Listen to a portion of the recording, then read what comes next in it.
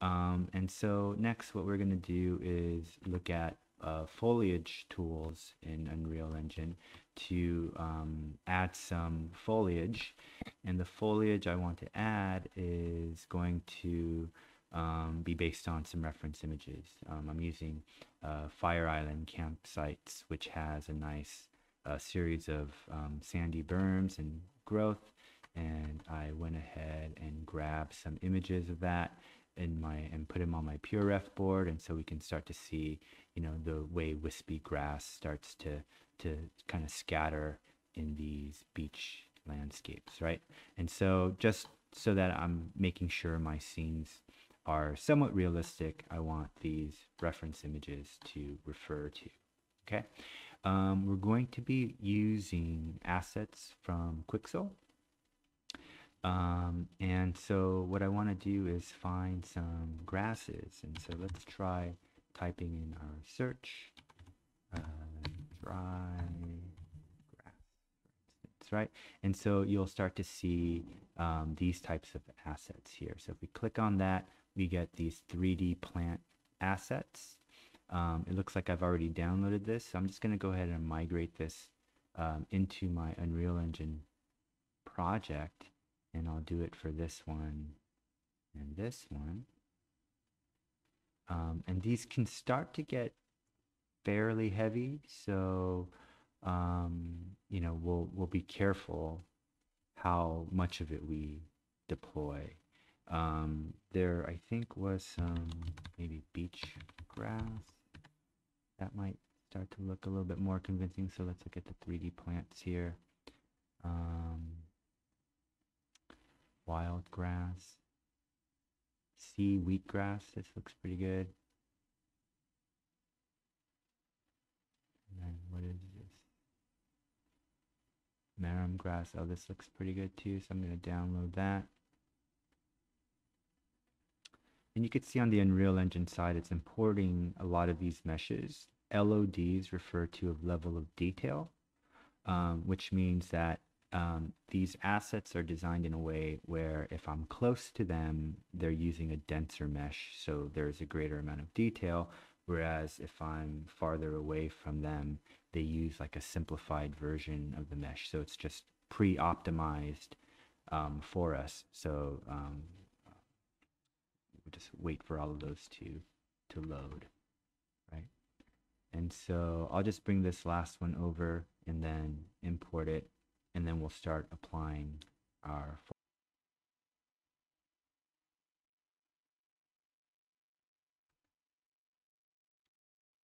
So after you import your foliage, you'll have this Megascans folder. Within the Megascans folder, there's a 3D plants folder, and these are the different grasses that we've brought in. If we go into our foliage mode under the modes tab here, we'll be able to highlight the foliage that we just imported. In fact, all of the foliage that we imported is already brought into our foliage tab here. So I can go ahead and let's say I just want to add seagrass. Let's see where that ends here, right? So I'm going to hold shift and click on that. Click on the first one and click on the last one. So again, click on the first one, hold shift, click on the last one to highlight all of the ones in between, and then I can activate those by checking the box, right?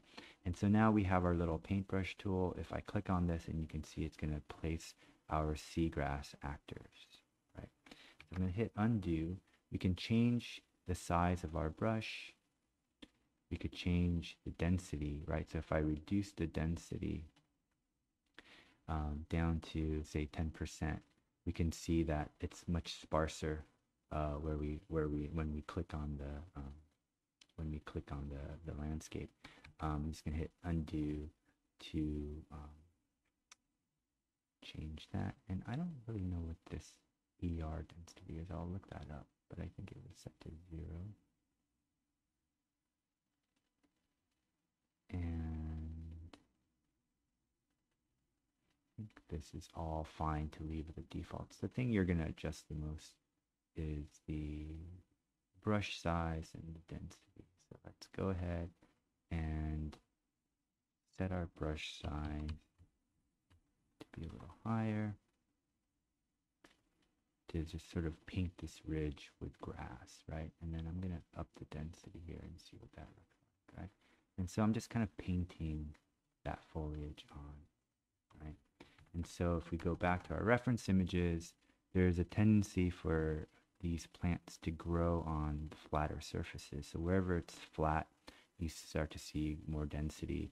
And whenever you see the slope gets a little bit too steep, you get a lot less density. So I'm just going to bump up the density here and reduce the size of my brush. And I'm just going to kind of create like a denser patch. Now, if I hold shift, I can erase what I just done. Right? And so with all of these checked, it's just going to select a random one of them and place that actor. And so you get a nice random mix of the different foliage assets you're using. Right, so now I'm going to increase the size of my brush and really drop down my density. I'm just going to start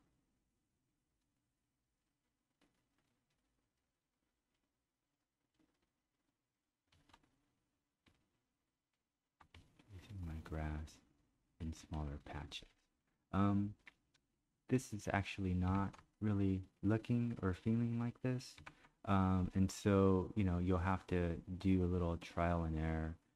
What generally tends to work better is to reduce the size of your brush and just kind of create some dense patches and some sparse patches.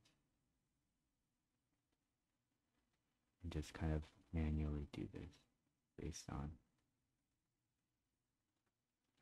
your reference images, right? Say something like that. And so now I could uncheck these and I can start to add this other grass. So let's see where thatching grass ends. Right, so I'm going to highlight just my thatching grass and just kind of do the same thing. And these are quite a bit smaller, right? So you can be very selective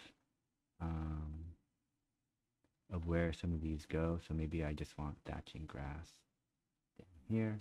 Again, if I hold shift, I can just delete all of the thatching grass that I created, right? But it's because I have these unchecked, it's going to leave that other grass alone, right? And so you're just based on your reference images, trying to paint. Whoa, that's pretty dense. You're trying to just kind of like replicate what you're seeing in the reference images. This actually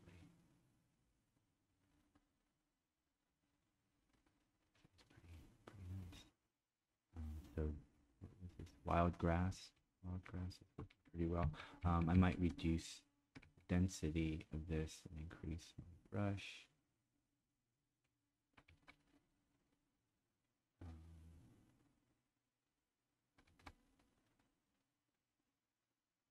So I'm actually going to do the opposite. I'm going to increase my density and reduce my brush so I can just kind of create patches that aren't circular, like the shape of my paintbrush. Kind of create like a little trail.